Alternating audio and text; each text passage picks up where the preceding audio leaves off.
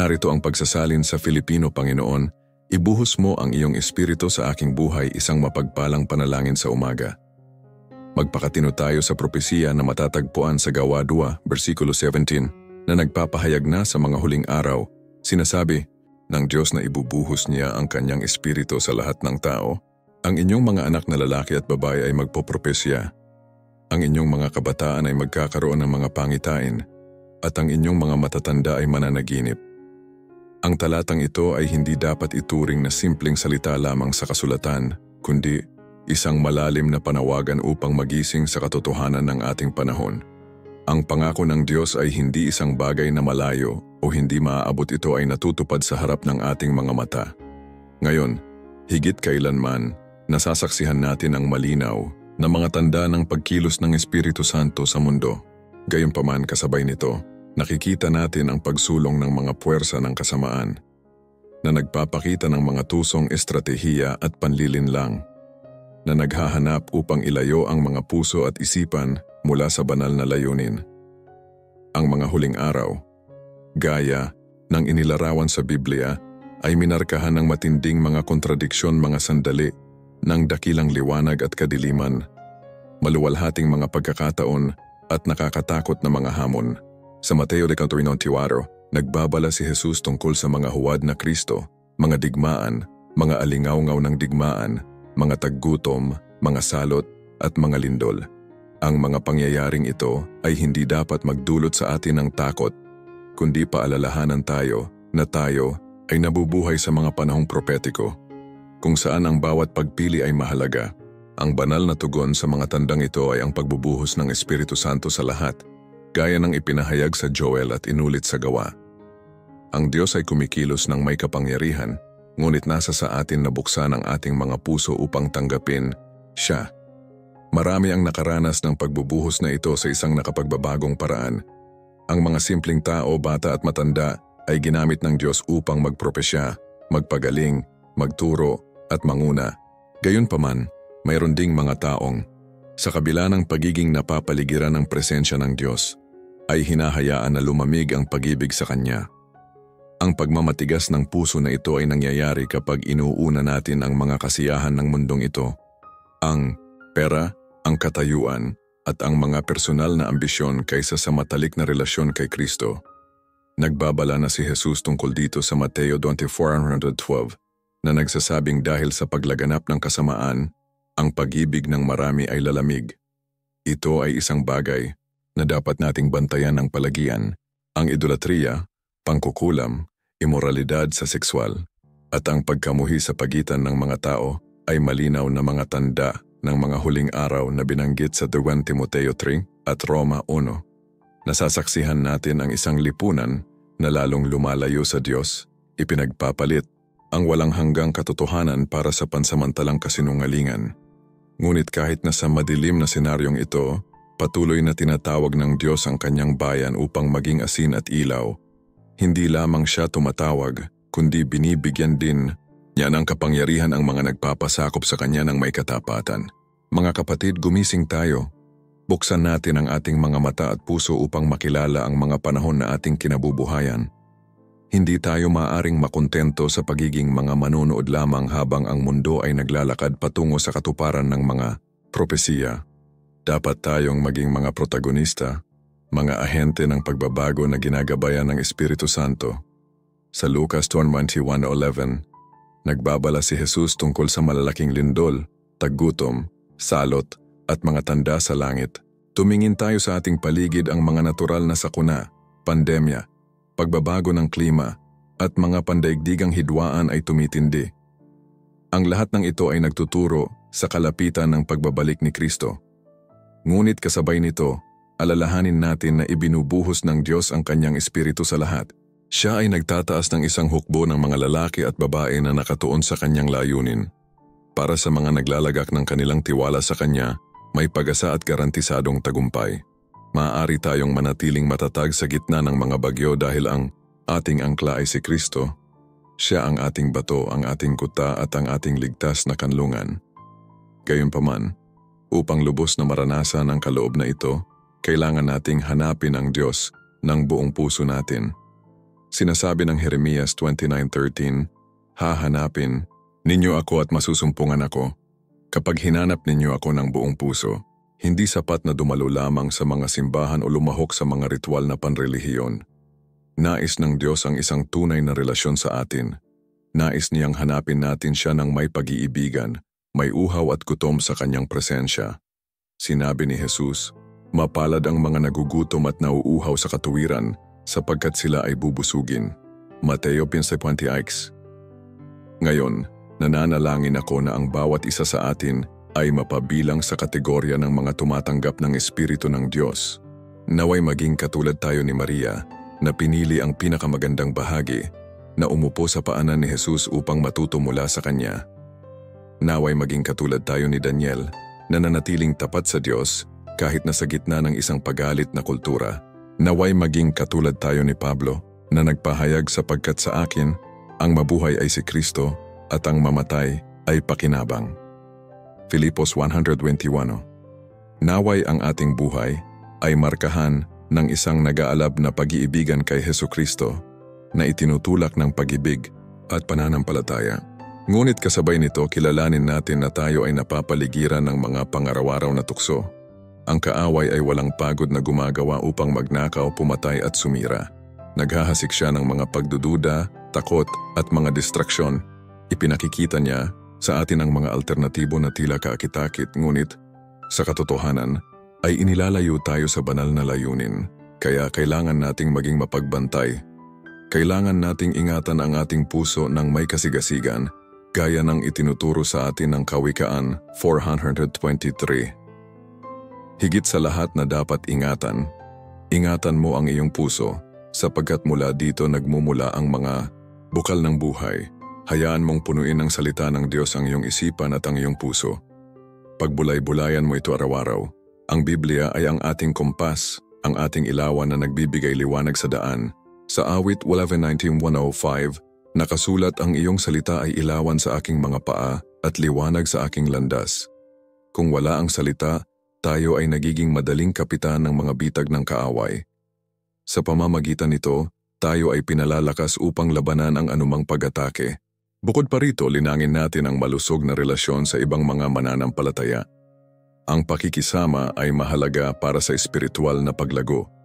Hinihimok tayo ng Hebreo 2:4-25 at isaalang-alang natin ang isa't isa upang magudyukan sa pag-ibig at sa mabubuting gawa, na huwag pabayaan ang ating pagtitipon gaya ng ugali ng ilan, kundi magpaalalahanan sa isa't isa, at lalo na habang nakikita ninyo napapalapit na ang araw na iyon. Sama-sama tayo ay mas malakas. Sama-sama maaari nating harapin ang anumang hamon. Huwag din nating pabayaan ang kapangyarihan ng panalangin. Ang panalangin ay ang hininga ng kaluluwa. Sa pamamagitan nito, tayo ay direktang kumukonekta sa Diyos. Iniwan sa atin ni Jesus ang perpektong halimbawa ng isang buhay ng panalangin. Madalas siyang pumupunta sa mga liblib na lugar upang makipag-usap sa Ama. Iniulat ng Marcos 135.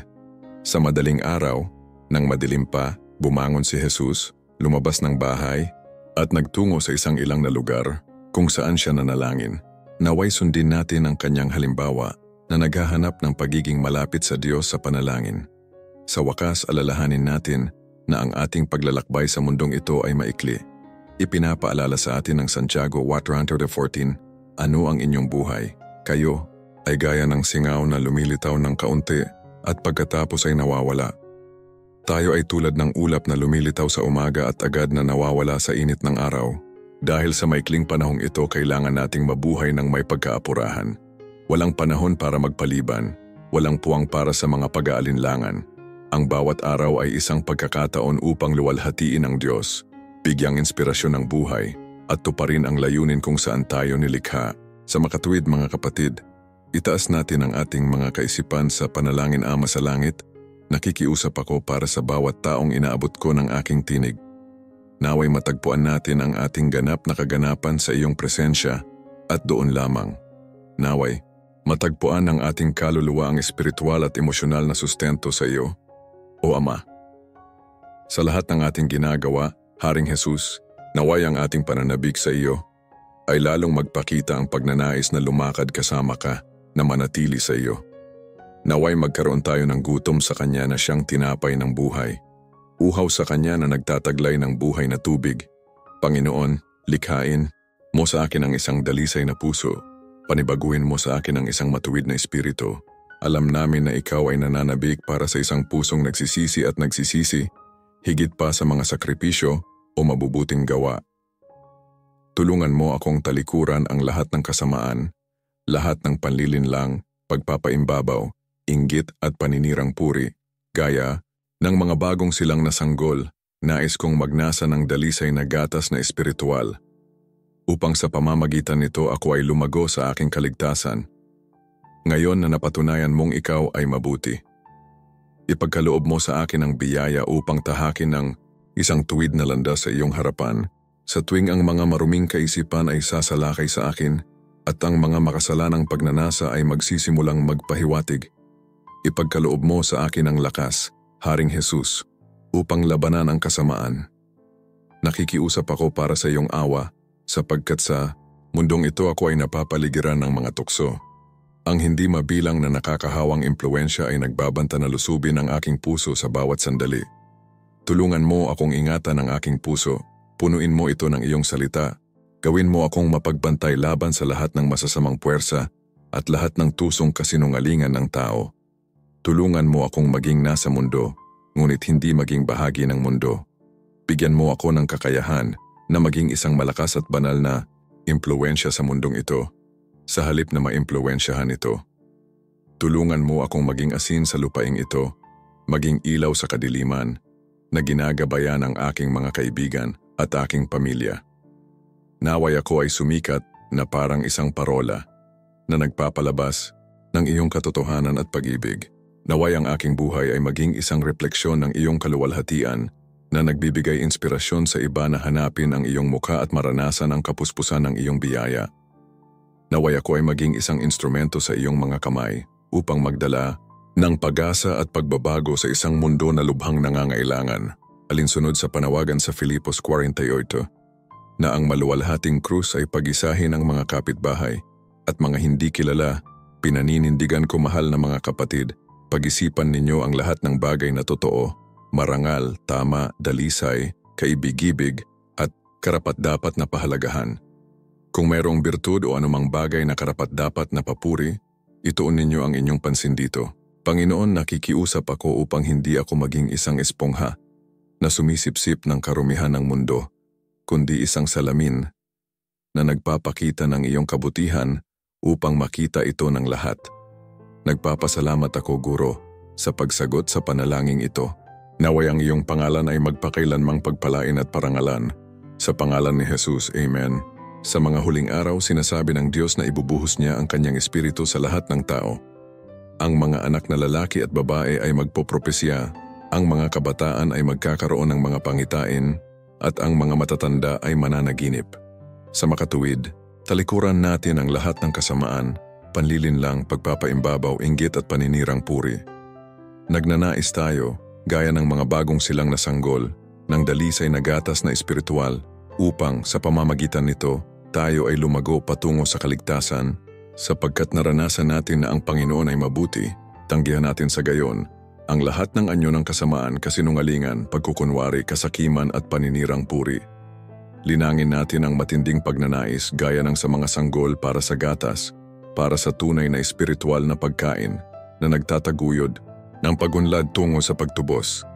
Isinasaalang-alang na naranasan natin ang banal na kabutihan. Sa konklusyon, mahal kong mga kapatid, ituon natin ang ating mga kaisipan sa lahat ng bagay na nagpapakita bilang katotohanan, karangalan, katarungan, kadalisayan, kagandahan, at papuri. Kung makakita tayo ng kahusayan o anumang bagay na karapat-dapat, hangaan ito natin ang ating isipan sa mga katangiang iyon. Naway mabuhay tayo sa bawat araw ng may layunin, determinasyon at pasasalamat na nalalaman na ang Diyos ay kasama natin at na ang pinakamahusay ay darating pa. Mag-subscribe sa channel para matulungan kami. Mag-iwan dito sa mga komento ng isang salita ng pananampalataya o isang patotoo ng ginawa ng Diyos para sa iyo. Sama-sama nating ikalat ang ilaw at pag-asa na siya lamang ang makapag-aalok. Gawin nating Isang buhay na patotoo ang mga komento ng video na ito ng kapangyarihan ng Diyos upang ang ibang mga tao ay maabot din at pagpalain. Ang iyong pakikipag-ugnayan ay napakahalaga at maaaring magbigay inspirasyon sa mga buhay na nangangailangan na madama ang kapayapaan at kaaliwan ng Panginoon. Tandaan kay Kristo, hindi ka nag-iisa. Siya ang iyong kapayapaan sa gitna ng mga bagyo at ang kaaliwan na nagpapagaling sa lahat ng sakit. Magtiwala sa Kanya at hayaan mong baguhin ng Kanyang presensya ang iyong puso. Pagpalain ka ng Diyos ng sagana. Amen.